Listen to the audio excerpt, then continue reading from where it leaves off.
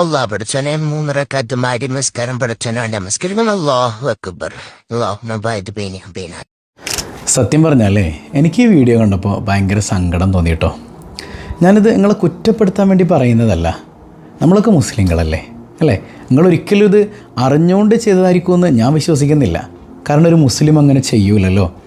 അല്ലാഹു റബ്ബുൽ ആലമീന് ഏറ്റവും ഇഷ്ടമുള്ളൊരു ഇബാദത്താണ് പരിശുദ്ധമായ നിസ്കാരം എന്ന് പറയുന്നത്.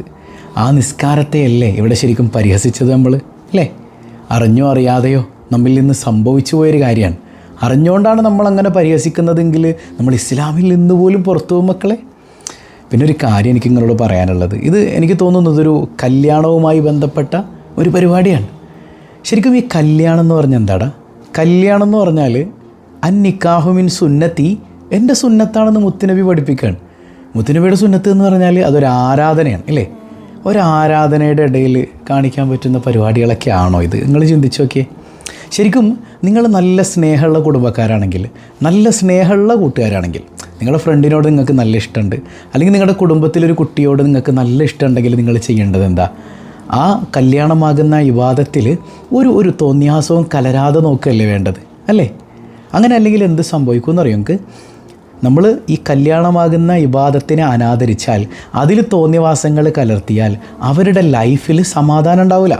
ഈ ഹണിമൂൺ പീരീഡൊക്കെ കഴിഞ്ഞിട്ടേ സ്ട്രഗ്ലിംഗ് പീരീഡിലേക്ക് വരുമ്പോൾ അത് വല്ലാതെ അവർ തിരിച്ചറിയുന്ന ഘട്ടമായിരിക്കും. അന്ന് ഈ കളിയാക്കുന്ന അല്ലെങ്കിൽ ഈ കോപ്രായങ്ങൾ കാണിക്കുന്ന കൂട്ടുകാരൊന്നും കൂടെ ഉണ്ടാവില്ല. അന്ന് നമ്മളും നമ്മുടെ ഇണയും പഠിച്ചവരും മാത്രം വല്ലാത്തൊരു പ്രതിസന്ധിയിൽ നമ്മളിങ്ങനെ കടന്നു പോകുന്നൊരവസ്ഥയായിരിക്കും. ആ സമയത്ത് റബ്ബിൽ നിന്ന് ഒരു ബറക്കത്തില്ലാതെ പോകുന്നൊരു കാര്യം ഉണ്ടാവും. എന്തുകൊണ്ടത്? മുത്തുനബിയുടെ സുന്നത്തായ ഇബാദത്തിനെ നമ്മൾ കളിയാക്കിയത് കൊണ്ടാണ്.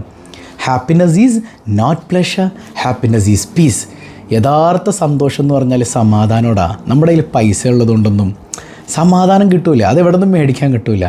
അത് കരുണക്കടലായ റബ്ബ് തരണം. അപ്പോൾ അതുകൊണ്ട് കല്യാണത്തിൻ്റെ പേരിൽ നിങ്ങൾക്ക് സന്തോഷിക്കാം കേട്ടോ. ഒരു ബൗണ്ടറി ഉണ്ട്, ഇസ്ലാം നിഷ്കർഷിക്കുന്നൊരു പരിധിയുണ്ട്. അതിൻ്റെ അകത്ത് നമുക്ക് എത്ര വേണമെങ്കിലും സന്തോഷിക്കാം. പക്ഷേ ഈ കാണിക്കുന്നതൊക്കെ പേക്കൂത്തും തോന്നിയാസല്ലേ അല്ലേ? ഇത് ഭയങ്കര ഓവറല്ല. നിങ്ങൾ തന്നെ ചിന്തിച്ച് നോക്ക്.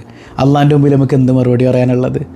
ഈ നിക്കാഹിനെ അലങ്കോലാക്കിയിട്ട് ആ സഹോദരങ്ങളുടെ ജീവിതത്തിൽ ബറക്കത്തില്ലാതെ പോയാൽ നിങ്ങൾ ആരോട് ഉത്തരം പറയും അല്ലേ? അപ്പോൾ എൻ്റെ കുട്ടികൾ അള്ളാഹിനോട് മനസ്സറിഞ്ഞ് തൗബ ചെയ്തിട്ടെ നല്ല നിലയ്ക്ക് ഇനി മുതൽ ഒരു കല്യാണത്തിലും ഒരു പേക്കൂത്തും കാണിക്കാൻ ഞങ്ങളുണ്ടാവില്ല പടച്ചോൻ എന്ന് സമ്മതിക്കണം അള്ളാൻ്റെ മുമ്പിൽ. എന്നിട്ട് കല്യാണ ലൈഫൊക്കെ അടിച്ചു പൊളിച്ച് ആസ്വദിക്കുന്നേ.